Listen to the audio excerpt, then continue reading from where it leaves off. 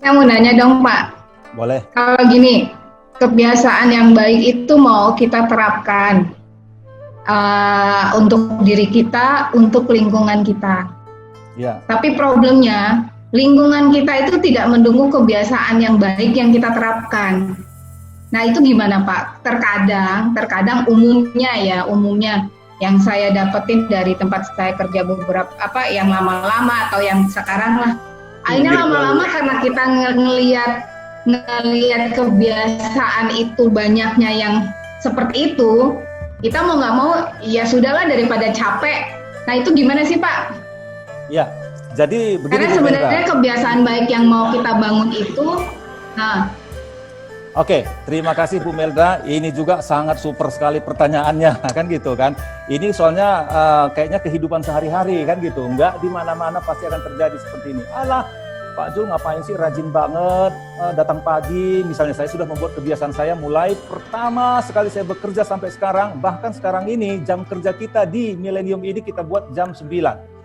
Saya nggak pernah datang jam 9, pasti sebelum jam 8 saya sudah datang. Kenapa? Karena kebiasaan saya itu mau saya rubah, nanti berubah jadi nggak enak lagi. Jadi kebiasaan saya itu, walaupun masuk jam 9, jam 7, jam setengah 8 saya udah duduk di kantor sampai sekarang. Bisa dicek absennya di HO kan gitu ya. Nah itu adalah kebiasaan yang sudah saya bangun.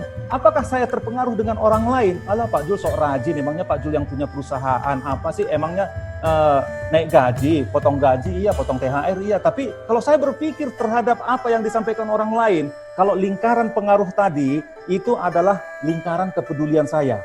Saya hanya care aja, ya kan? Hanya peduli aja. Nggak bisa saya rubah orang itu. Yang bisa itu bagaimana respon saya. Jadi respon saya itu, saya harus memperbesar yang namanya lingkaran pengaruh saya tadi. Biarkan saja apapun kata orang lain. Ketika saya melakukan kebiasaan yang baik tadi, ya kan, saya terapkan buat diri saya, buat orang lain nggak mau dengar atau tidak, kan saya yang menikmati untungnya. Dengan saya rajin olahraga, saya yang menikmati. Itu namanya berpikir secara proaktif tadi kan.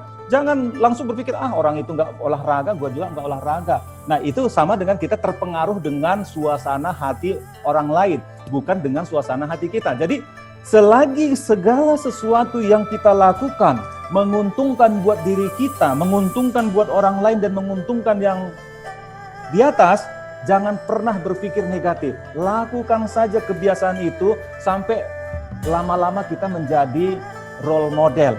Kalau di materi kita disampaikan tadi, menjadi tokoh transisi, tokoh panutan. Jadi orang bisa melihat lama-lama, oh Bu Melda bisa rajin sekarang ya, oh berubah ya, oh sekarang Bu Melda rapi dan lain sebagainya. Itu kan orang lain lama-lama mengikut. Nggak mungkin kita kasih tahu orang lain, kamu harus begini, kamu harus begitu. Itu di luar daripada kehendak kita. Yang perlu kita perluas adalah lingkaran pengaruh. Karena pengaruh itu adalah kita sendiri yang menentukan, bukan orang lain. Saya rajin olahraga, saya yang mendapatkan keuntungan, saya yang sehat. Saya rajin datang pagi, saya nggak stres di jalan. Kalau misalnya tiba-tiba macet, walaupun 1 jam sekali macetnya, saya belum datang terlambat. Ini enggak, kadang-kadang saya ngelihat tim saya, lari-lari dia dari bawah naik tangga. Kan kasihan tuh, ngos-ngosan sampai di atas. Gitu kan, padahal kalau datang lebih pagi di rumah tuh saya yakin nggak ngapa-ngapain. Toh dulu pun bisa datang jam 7 ke kantor, jam setengah 8 udah di kantor. Apa salahnya sekarang sama aja kan gitu. Itulah kebiasaan yang saya bangun sehingga menguntungkan buat saya, buat orang lain saya nggak mikirin. Jadi Bu Melda pun sama juga. Kalau selagi kebiasaan yang Bu Melda lakukan itu tidak merugikan buat orang lain, tapi menguntungkan buat Bu Melda, orang lain nggak mau dengar, lakukan aja terus yang terbaik buat Bu Melda. Itu sih pesan saya Bu Melda. oke, thank you Pak.